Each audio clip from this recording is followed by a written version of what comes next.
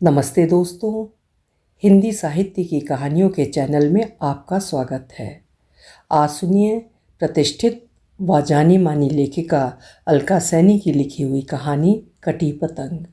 मेरी जुबानी। मैं हूँ सीमा सिंह। मकर संक्रांति के दिन अहमदाबाद के मणिनगर इलाके में कई सारी पतंगें आकाश में बहुत ऊपर तक उड़ रही थीं। आकाश रंग बिरंगी पतंगों से भरा पड़ा था, जो कि कई बार एक दूसरे में उलझते उलझते बच जाती तो कभी एकदम से बल खाकर डगमगा जाती। हर पतंग उड़ाने वाला एक दूसरे की पतंग काटने पर लगा था। आकाश में मानो कोई मेला लगा हो। सबकी नज़र एक बहुत ऊंचाई पर उड़ने वाली एक सुंदर सी आसमानी रंग की पतंग पर थी कि उसे काटे और फिर दबोच कर पकड़ ले। ये सारा दृश्य उर्वशी छत पर खड़ी काफ़ी देर से देख रही थी। एक दूसरे की पतंग को काटने की होड़ के नज़ारे को देखते देखते वो अपने अतीत की यादों में खो गई। कितना खुशहाल बचपन था उसका। बड़े बड़े सपने वो संजोया करती थी। जितनी वो नटखट और बातूनी थी, उससे कई गुना ज़्यादा पढ़ने में भी होशियार थी। उसे लगता था कि दुनिया उसकी मुट्ठी में है और कुछ भी पा लेना उसके लिए बहुत आसान होगा। उसके माता पिता का सीना गर्व से फूल जाता था अपनी होनहार बेटी को देखकर। मगर पता नहीं किस्मत उसे कहाँ को लेकर जा रही थी कि जिसकी उसने कभी कल्पना भी नहीं की थी। बचपन से ही तरह तरह की बीमारियां झेलते झेलते वो इस कदर कमज़ोर हो गई कि जैसे तैसे उसने कॉलेज तक की पढ़ाई कर ली, मगर अपने मन मुताबिक मुकाम हासिल न कर सकी। ये कमी उसे हर वक्त खलती रहती, पर वो कर भी क्या सकती थी। पढ़ाई का समय तो पार हो चुका था, फिर पीछे लौटना संभव नहीं था। कॉलेज करने के बाद उसने जॉब ओरिएंटेड कोर्स के लिए पब्लिक रिलेशन का विषय चुना और अच्छे अंकों से उत्तीर्ण भी कर लिया। इसी दौरान उसे धीरज से प्यार हो गया। घर में इस बात पर घोर विरोध होने के बावजूद भी उसने धीरज से प्रेम विवाह कर लिया। उसे क्या पता था कि शादी के बाद आने वाली पारिवारिक समस्याएं इस कदर बढ़ेंगी कि वो न केवल भावनात्मक बल्कि शारीरिक रूप से और भी कमज़ोर होती चली जाएगी। उसके कृशकाय चेहरे को देखकर अक्सर जान पहचान वाले कहते थे, उर्वशी को पता नहीं क्या हो गया है, दिन रात पता नहीं किस चिंता में रहती है, इसका शरीर कितना सूख गया है, चेहरे पर जरा भी रौनक नहीं है। वो क्या उत्तर देती? वो भीतर ही भीतर खून के आंसू पी जाती। रात दिन माता पिता को याद करके रोती रहती। इधर शुरू से ही उपेक्षा का भाव, यहाँ तक कि शादी की मेहंदी हाथों से अभी उतरी भी नहीं थी कि उसे घर से बाहर ठिठुरती सर्दी में पूरी रात फर्श पर गुजारनी पड़ी। पर किसे उसकी परवाह थी? जीने की उसकी इच्छा जैसे मर गई थी। उसकी उसमें क्या गलती थी? उसने तो केवल सास से छोटे मोटे घरेलू मामले को लेकर जिरह की थी। बदले में क्या मिला? धीरज की डांट फटकार, उपेक्षा और तिरस्कार। ऊपर से आर्थिक स्थिति ठीक ना होने के कारण वो अपनी मनपसंद का छोटा मोटा सामान, कपड़े आदि तो दूर की बात, कभी कभी तो दवाई भी खरीद नहीं पाती थी। उसे हर चीज़ के लिए सास के आगे हाथ पसारने पड़ते थे। धीरज इतना गैर जिम्मेवार था कि कभी उसकी ज़रूरतों को समझता ही नहीं था। इतना ही नहीं, उसके माता पिता जब भी किसी दिन त्योहार पर उससे मिलने आते तो सास के ताने सुनने को मिलते और अपनी इतनी होनहार लड़की को इस तरह के माहौल में देखकर उनकी आंखों में आंसू आ जाते। फिर भी कभी उसने अपने माता पिता को धीरज की कमजोरियों के बारे में नहीं बताया था। बताती भी किस मुंह से? उसने खुद ही तो अपने आप को कुएं में ढकेला था। वो हर कीमत पर समझौता करना चाहती थी ताकि दुनिया वाले कहीं उसकी खिल्ली न उड़ाएं। सब कुछ सहते हुए भी वो दुख के भाव कभी चेहरे पर नहीं आने देती थी, क्योंकि वो बचपन से खुददार थी। परंतु धीरज की चुप्पी उसे भीतर ही भीतर तोड़ती रहती। वो उर्वशी को तिल तिल मरते देखकर सब कुछ चुपचाप सहता रहता। उसकी सास भले उससे कितना भी दुर्व्यवहार करती, परंतु उसके मुंह से एक शब्द भी ना निकलता। यहाँ तक कि वो उर्वशी को सांत्वना के दो बोल तक न कह पाता। उर्वशी को अपने चारों तरफ अंधेरा ही अंधेरा नजर आता। धीरज किसी तरह भी उर्वशी की भावनाओं को समझ न पाता। धीरज के दिमाग पर तो हर समय उसके माता पिता का डर समाया रहता। उसके पिताजी ने अपनी कंपनी में धीरज की नौकरी क्या लगवा दी थी, बस हर समय उसी का एहसान गिनाते रहते। धीरज की तनख्वाह उस समय मात्र 4,000 रुपये थी और वो पैसे भी उसकी सास रख लेती और उसमें से मात्र 200 रुपये वो उर्वशी को हर महीने देती, जैसे कि वो कोई बंधुआ मजदूर हो। अगर उर्वशी के माता पिता धीरज की किसी भी तरह मदद करना चाहते तो वो उर्वशी से बहुत बुरा भला कहता। क्या मैं तेरे माँ बाप का गुलाम हूँ? तुम तो यही चाहती हो कि मैं तुम्हारे घर वालों के तलवे चाटूं? जितना मैं कमाता हूँ उसी में गुजारा नहीं कर सकती तो ये सब शादी से पहले क्यों नहीं सोचा? इतना ही नहीं, वो उर्वशी के माता पिता को गंदी गंदी गालियाँ भी निकालता। उर्वशी क्या कह पाती? बस सब कुछ चुपचाप सुन लेती और तकिए में मुंह दबा कर रोती रहती, क्योंकि अगर धीरज को जरा भी पता चलता कि वो रोना धोना कर रही है तो उसे और खरी खोटी सुनाता कि अगर वो यहाँ पर दुखी है तो यहाँ से चली क्यों नहीं जाती। जिस इंसान के हाथ बहुत विश्वास से उसने अपने जीवन की डोर दी थी, वो उसे एक दिन भी ढंग से न संभाल कर रख सका। तभी वो आसमानी पतंग जैसे ही कटी, सब ओर शोर सुनाई देने लगा और वो कटकर ऊंचाई से लहराते लहराते एक बहुत ऊंचे पेड़ पर आकर अटक गई। उर्वशी दिन रात एक ही प्रार्थना करती कि भगवान, काश उसकी कहीं नौकरी लगवा दे। इस बारे में एक बार उसने अपने पिता से बात की तो उन्होंने अपने एक जान पहचान वाले के स्कूल में उसकी नौकरी लगवा दी।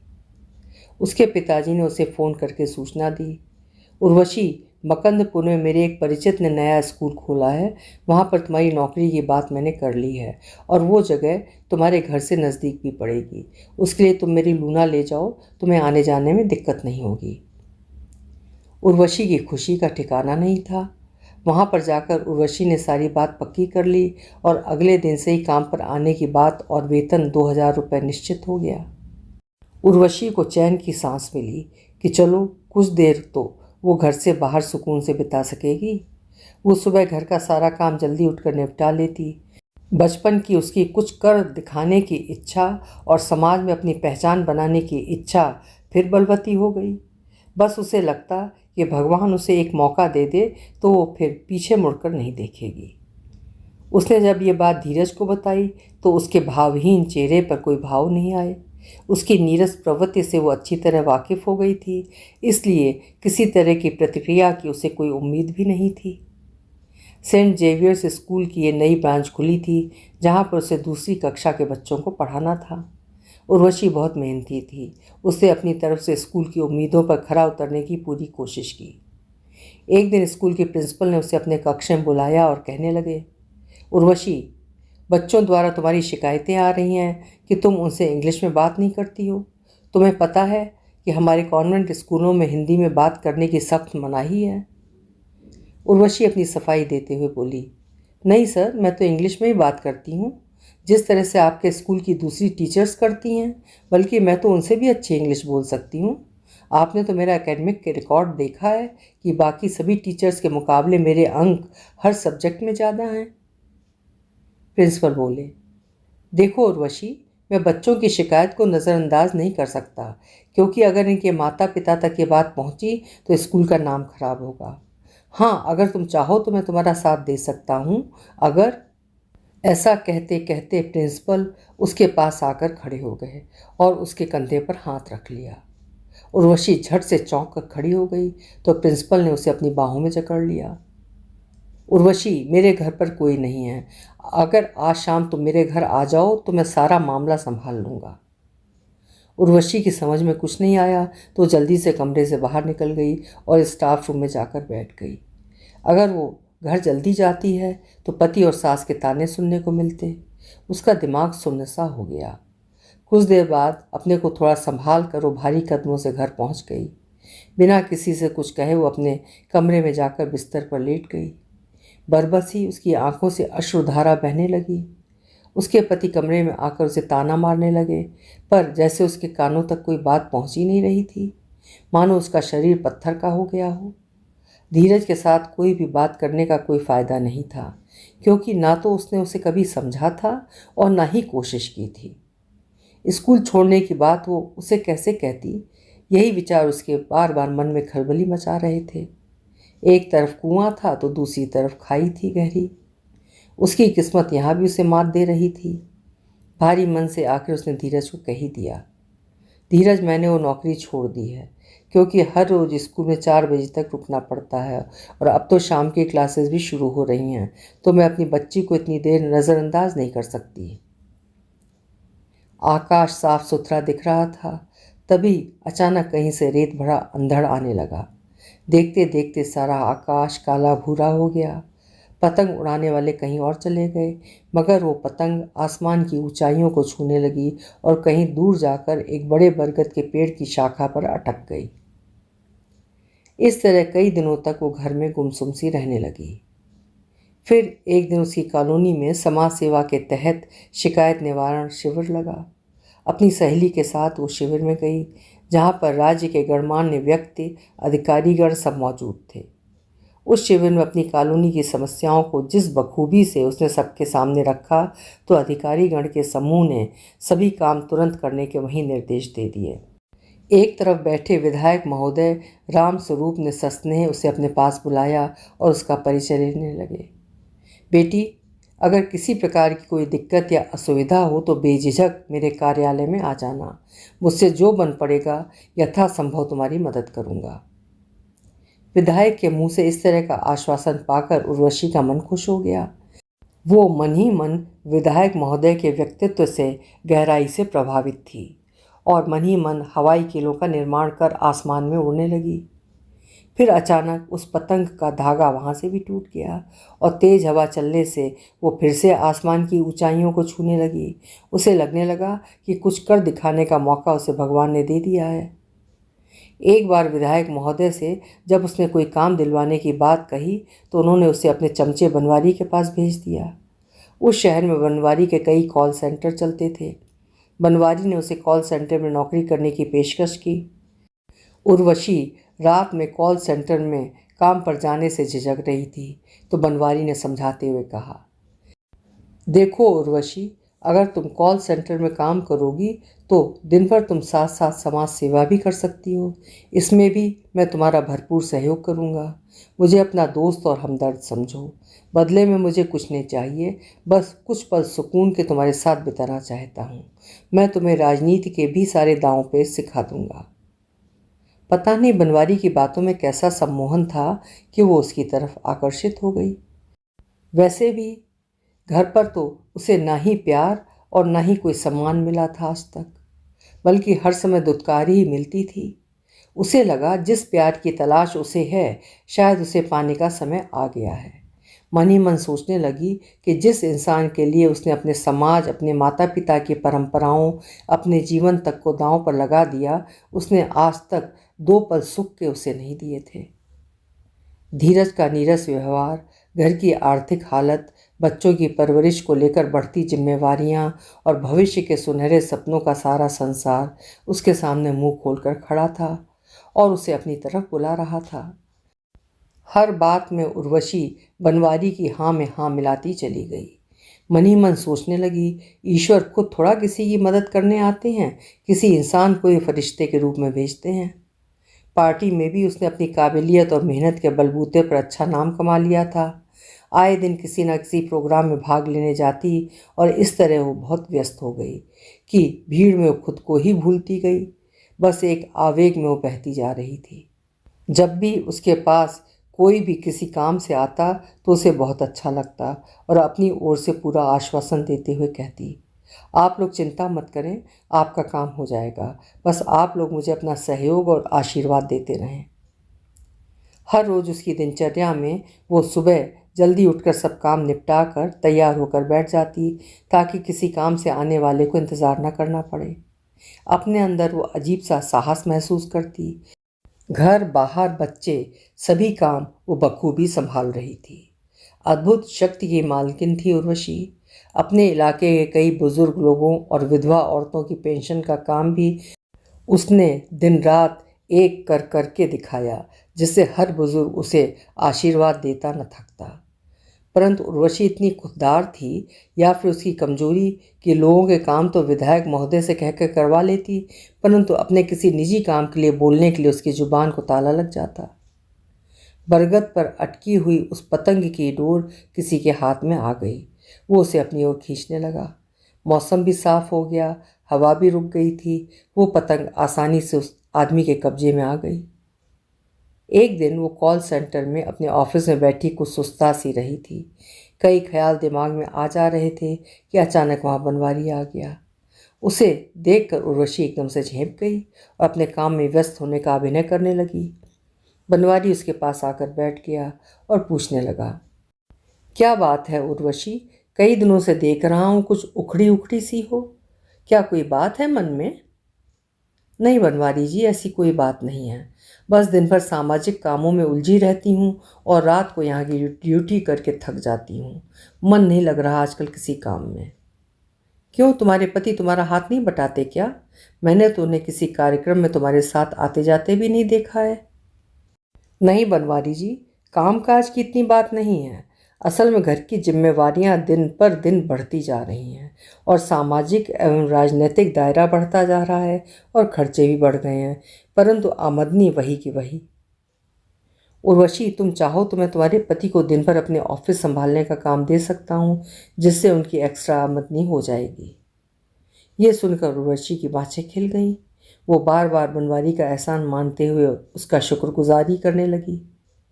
मन ही मन उर्वशी सोचने लगी कि बनवारी जी कितने नेक इंसान हैं। इतना नाम पैसा शोहरत होने पर भी अहंकार रत्ती भर नहीं है उनमें। अरे उर्वशी, कहाँ खो गई? चलो आज काम की छुट्टी करो, कहीं चलकर कॉफ़ी पीते हैं, तुम्हारी थकान भी उतर जाएगी। आज घर जल्दी जाकर आराम करो, सुबह अपने पति को मेरे ऑफिस लेकर आ जाना। इस तरह उर्वशी बनवारी के एहसानों के तले दबती जा रही थी और उसकी बातों से मंत्रमुग्ध हो जाती। एक दिन उर्वशी शाम को अपने कॉल सेंटर जाने के लिए तैयार हो रही थी कि अचानक उसके फ़ोन की घंटी बजी। दूसरी तरफ बनवारी था और कहने लगा, उर्वशी, आज ऑफिस से छुट्टी कर लो, मैंने आज एक छोटी सी पार्टी रखी है और मैं तुम्हें लेने आ रहा हूँ। मुझे पास वाली मार्केट में मिलो। उर्वशी बनवारी पर इस कदर भरोसा करने लग गई थी कि मना न कर सकी। बनवारी उसे लेकर एक बड़ी सी बिल्डिंग में पहुंच गया और सीढ़ियां चढ़कर एक फ्लैट के दरवाजे को उसने चाबी से खोला और उर्वशी को अंदर आने को कहा। अंदर मेज पर खाने पीने का सामान और एक शराब की बोतल पड़ी थी। उर्वशी ने झिझकते झिझकते पूछा, बनवारी जी, यहाँ पर तो कोई और नहीं है हमारे अलावा? अरे घबराओ ना, थोड़ी देर बैठकर बातें करेंगे, कुछ विचार विमर्श करेंगे, एक दूसरे से बात करके मन हल्का हो जाएगा। कहते कहते बनवारी ने 2 गिलासों में शराब डालनी शुरू कर दी और एक गिलास खुद ले लिया और दूसरा उर्वशी की तरफ बढ़ा दिया। उर्वशी मना करते हुए बोली, बनवारी जी, मैंने कभी शराब नहीं पी आज तक। तो कोई बात नहीं, हर कोई पहली बार कभी ना कभी तो पीता ही है, ले लो, शर्माओ मत। राजनीति में आगे बढ़ना है तो ये सब बहुत आम सी बातें हैं। झिझकते झिझकते आखिर उर्वशी ने गिलास पकड़ लिया। उसे हल्का हल्का सरूर सा होने लगा तो बनवारी कहने लगा, मुझे मालूम है उर्वशी, तुम्हें अपने पति से वो प्यार और वो सुख नहीं मिल पाता जिसकी तुम हकदार हो। कोई बात नहीं, मैं तुम्हारा दोस्त हूँ, तुम्हारा हर सुख दुख समझता हूँ और तुम्हारे साथ हमेशा खड़ा रहूँगा। उर्वशी की समझ में कुछ नहीं आ रहा था, परंतु वो उसकी बातों में फंसती जा रही थी और इस तरह उसके मन में कई तरह के विचार आ जा रहे थे। वो जानती थी कि वो सही ही तो कह रहा है कि उसे उसके पति से आज तक वो प्यार और सुख नहीं मिला। यही सोचते सोचते वो शराब के सरूर में डूबती जा रही थी। बनवारी उसे अपनी योजना बताने लगा, उर्वशी, मेरी तरकीब है कि आगामी चुनाव में मैं विधायक महोदय को हरा दूं और उसकी जगह ले लूं, अगर तुम मेरा साथ दो तो। बदले में मैं तुम्हें हर सुख ऐशो आराम दूंगा। ये कहते कहते उसने अपना बायां हाथ उर्वशी के कंधे पर रख दिया। चाहते हुए भी आगे के हसीन सपने देख वो बनवारी को मना नहीं कर पाई। धीरे धीरे उसका बढ़ा हाथ उर्वशी के सारे शरीर में घूमने लगा। उर्वशी को भी कुछ नशा सा लगने लगा। वैसे भी वो उसके आभार तले दबी हुई थी। सोचने लगी कि जो काम पति नहीं कर सकता अगर बनवारी कर रहा है तो उसमें खराबी क्या है। धीरे धीरे वो भी फिसलने लगी। आचरण में पवित्र रहने वाली उर्वशी न जाने कब बनवारी की बाहों में नंगे बदन सो गई। जब नींद खुली तो सर भारी भारी लग रहा था और अपराध बोध भी मन को घेरने लगा था। मगर शास्त्रों में उसने पढ़ा था कि नियोग की हालत में दूसरे पुरुष से संबंध बनाने की अनुमति दी जाती है और इसे पाप नहीं माना जाता और प्राचीन काल में भी ये मान्यता प्राप्त कृत्य था। तरह तरह के विचारों से अपने आप को ढांढस बंधाती और पाप पुण्य के द्वंद्व से ऊपर उठने का बार बार प्रयास करती रही उर्वशी। बनवारी ने उर्वशी की उलझन को सुलझाने का प्रयास किया। उर्वशी, कार्ल मार्क्स का नियम शायद तुमने पढ़ा होगा कि जो चीज़ आसानी से हासिल नहीं होती उसे छीन झपट के कब्जे में किया जाता है। तुमने कोई अपराध नहीं किया है। जो कुछ हुआ हम दोनों की सहमति से हुआ, और जहाँ सहमति हो उसे गलत नहीं माना जाता। आजकल तो हर क्षेत्र में महिलाएं अलग अलग हथकंडे अपनाकर तरक्की करना चाहती हैं, और तुम इतना सोच विचार कर खामख्वाह अपने को कसूरवार मान रही हो। हम दोनों दोस्ती के नाते एक दूसरे के हर दुख सुख बांट सकते हैं। धीरे धीरे उर्वशी और बनवारी की चाहत शारीरिक भूख की तृप्ति की आदी हो गई। उर्वशी को तो अब किसी तरह भी जीवन में सबको कामयाब होकर दिखाना था, इसलिए अब वो अपने मन में किसी तरह का गलत विचार ना आने देती, क्योंकि घर की चिक चिक से दूर उसे वक्त बिताना अच्छा लगता। उसे बनवारी में अपना सच्चा प्यार नजर आने लगा, पर उसे क्या पता था कि हाई प्रोफाइल सोसाइटी में जिस्मानी संबंध बहुत आम सी बात है। अगर एक आदमी कई औरतों से रिश्ता रख सकता है तो क्या एक औरत ऐसा नहीं कर सकती? और स्वेच्छा से किया परकीय प्रेम अपराध की श्रेणी में नहीं आता है। कहीं कहीं तो कितने अखबारों में तो उसने औरत और मर्दों की दोस्ती के लिए बने ऐसे कई क्लबों के बारे में भी पढ़ा हुआ है। विभिन्न किस्म की परिभाषाएं वो अपने मन मस्तिष्क में खोजती हुई विचारों के महासागर में गोते खाती रहती। इस तरह वो बनवारी को अपना तन मन आत्मा दिल सब कुछ सौंप चुकी थी, और उसे एक मसीहा समझते हुए अपना सच्चा हमदर्द समझती थी। उसे सबसे बड़ा झटका तब लगा जब उसने स्थानीय चुनावों में खड़े होने के लिए बनवारी से भरोसा मांगा।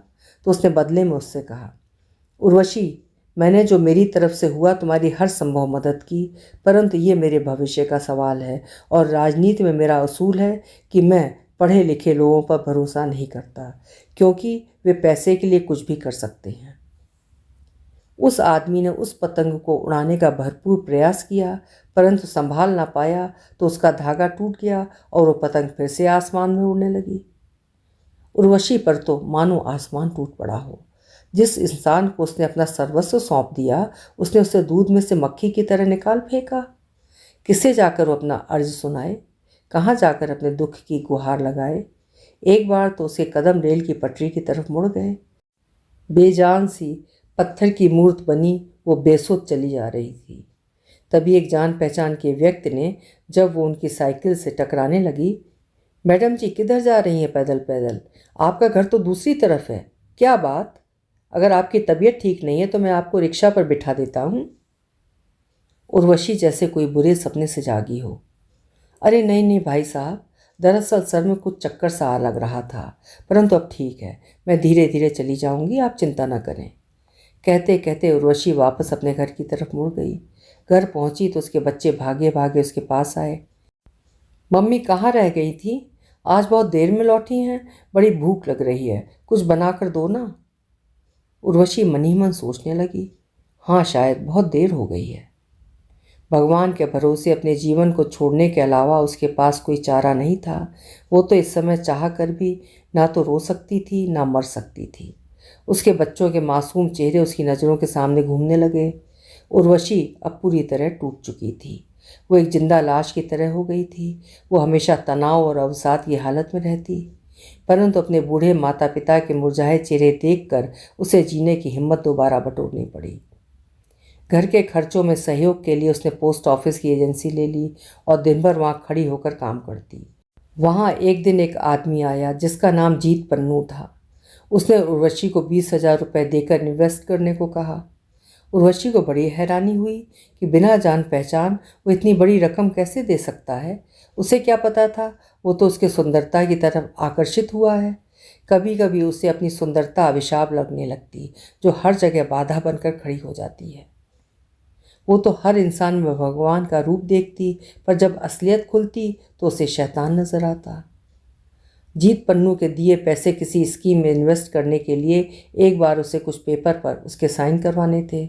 उसने जब उसे फ़ोन किया तो वो पेपर पर आकर साइन कर जाए तो उसने बहाना बना दिया कि उसकी तबीयत कुछ ठीक नहीं है, इसलिए वो उसके घर आकर साइन करवा जाए। उर्वशी का काम ऐसा था कि उसे अपने क्लाइंट से कहे मुताबिक चलना पड़ता था, इसलिए उसके बताए पते पर पहुंच गई। उसका घर काफ़ी बड़ा था। जब वो सहमते सहमते अंदर गई तो वो ड्राइंग रूम हॉल के एक कोने में सिमट कर बैठ गई और जल्दी से पेपर साइन करने को कहने लगी। उसे बड़ी हैरानी हो रही थी कि इतने बड़े घर में कोई और सदस्य नहीं दिखाई दे रहा था। यहाँ तक कि कोई काम करने वाला भी नहीं दिखाई दे रहा था। थोड़ी देर बाद वो कमरे में आया और अपने होठों पर मुस्कुराहट बिखेरते हुए बोला, अरे ये क्या, इतना झिझक क्यों रही हो? आराम से बैठो और पीने के लिए क्या लोगी? नहीं नहीं पन्नू जी, बस आप इन पेपर पर साइन करके मुझे दे दो, मुझे जल्दी है। अरे इतनी भी क्या जल्दी है, कुछ पीने को लाता हूँ तुम्हारे लिए। क्या लोगी, ठंडा या गर्म? आज तो तुम बहुत हसीन दिख रही हो, चलो तुम्हें अपना घर दिखाता हूँ। उर्वशी को डर लगने लगा। दूध का जला छाछ भी फूक फूक कर पीता है। उसे उसकी नीयत पर शक होने लगा। तभी वो बहाना बनाकर बाहर चली गई। ओह, मैं तो कागज़ बाहर ही भूल आई, अभी लेकर आती हूँ। अरे कागज़ वागज को मारो गोली, तुम जैसी हसीना पर तो मैं अपनी सारी जायदाद वैसे ही कुर्बान कर दूँ। ये क्या 200-400 रुपए के लिए धक्के खाती रहती हो? मेरी बाहों में आ जाओ, तुम्हें जीवन भर कोई काम नहीं करना पड़ेगा। उर्वशी उसकी बातों को नज़रअंदाज कर बाहर चली गई और जल्द से अपना स्कूटर स्टार्ट किया और फिर कभी पीछे मुड़कर नहीं देखा। घबराहट और तनाव में उर्वशी का उस दिन घर जाते समय स्कूटर पर एक्सीडेंट हो गया और उसके टांग की हड्डी टूट गई। उसके माता पिता उसके इलाज के बाद उसे अपने घर ले गए। वहाँ वो 6 महीने रही। उसका पति वहाँ पर उसे छोड़कर बेफिक्र हो गया, जैसे उसकी उर्वशी के प्रति कोई जिम्मेवारी ना हो। उसकी माँ उसके बच्चों को वहीं से स्कूल भेजती और सारे काम करती। उसके भाई ने भी उसके लिए दिन रात एक कर दिया। उर्वशी को लगता जैसे उसका जीवन ठहर गया हो। उर्वशी को 1 साल लग गया ठीक होते होते, और इतने समय में उसका पोस्ट ऑफिस का काम भी ठप हो गया। ठीक होने के बाद भी उसके मन में स्कूटर चलाने को लेकर एक अनजाना डर बैठ गया, और शारीरिक हिम्मत के साथ साथ उसकी मानसिक हिम्मत भी अब बिल्कुल शिथिल पड़ गई। अब तो उसकी ताकत बिल्कुल दम तोड़ गई। उसे शराब की लत लग गई। अपने दुख भुलाने के लिए उसे कोई सहारा नज़र नहीं आता था।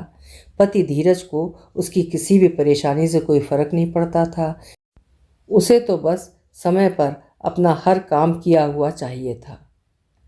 टूटी हुई पतंग नीले आकाश की ओर फिर एक बार बढ़ने लगी।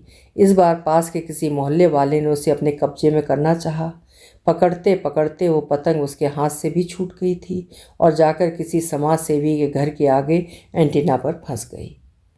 जब उसने समाज सेवा के तहत पौधारोपण और स्वास्थ्य चेकअप के कैंप आदि अन्य कई कार्यक्रम किए तो वहाँ उसकी मुलाकात कुलभूषण नाम के व्यक्ति से हुई, जिसने उसकी काफ़ी मदद की। वो कई विषयों पर उससे राय लेती ताकि प्रोग्राम सफल हो और लोगों को उसका भरपूर फ़ायदा मिले। फिर धीरे धीरे कुलभूषण का उसके घर काफ़ी आना जाना होने लगा। यहाँ तक कि उसके पति का विश्वास भी उसने जीत लिया। वो उसके घर के सदस्य की तरह हो गया।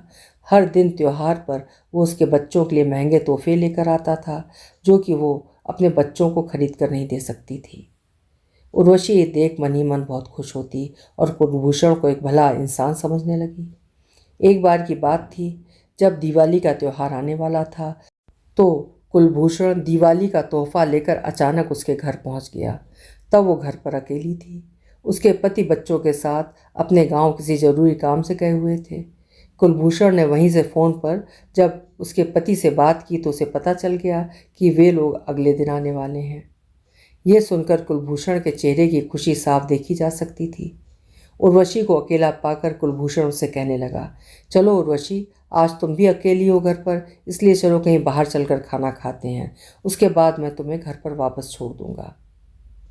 कुलभूषण की नीयत भांपते हुए उर्वशी बोली, नहीं नहीं कुलभूषण जी, आज तो मैं पहले से अपनी सहेलियों को खाने पर बुला रखा है, फिर किसी दिन जब धीरज भी होंगे तब सब साथ साथ चलेंगे।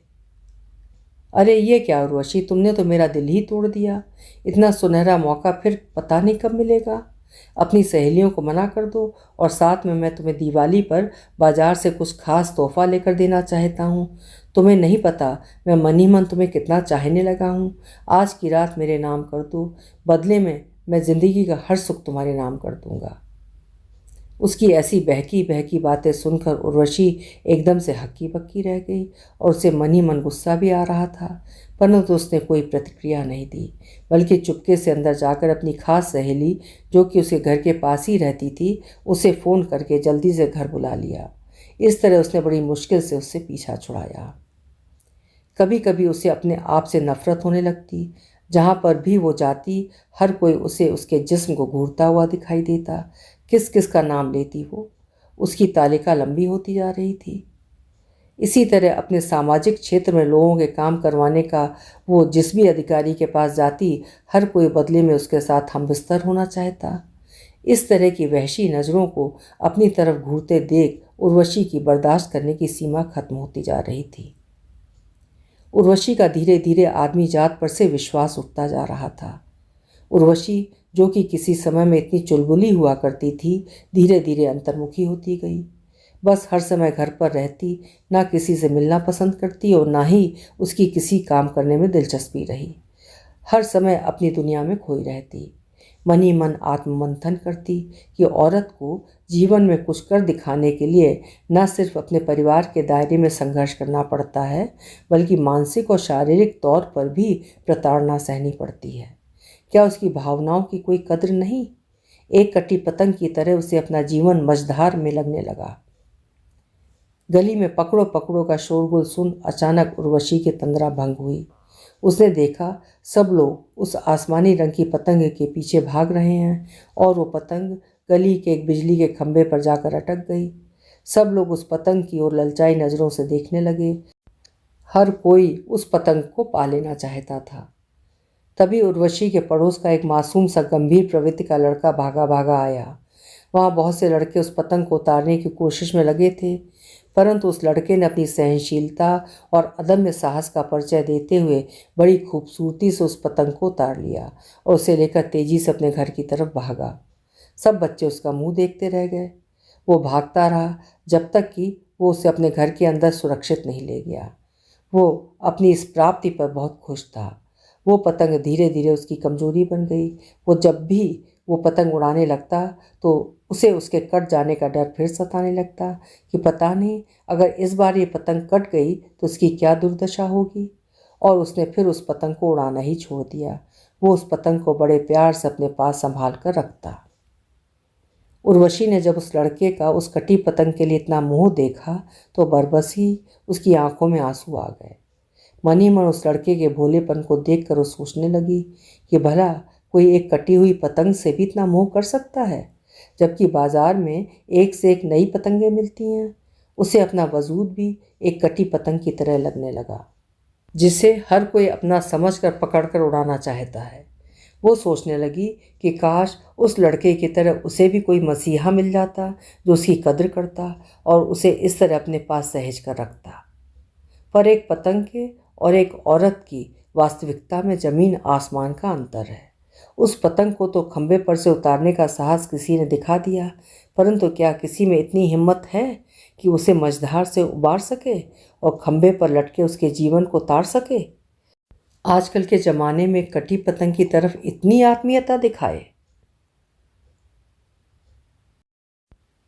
अभी आप सुन रहे थे अलका सैनी जी की लिखी हुई कहानी कटी पतंग। कल फिर मिलेंगे। आपका समय शुभ हो।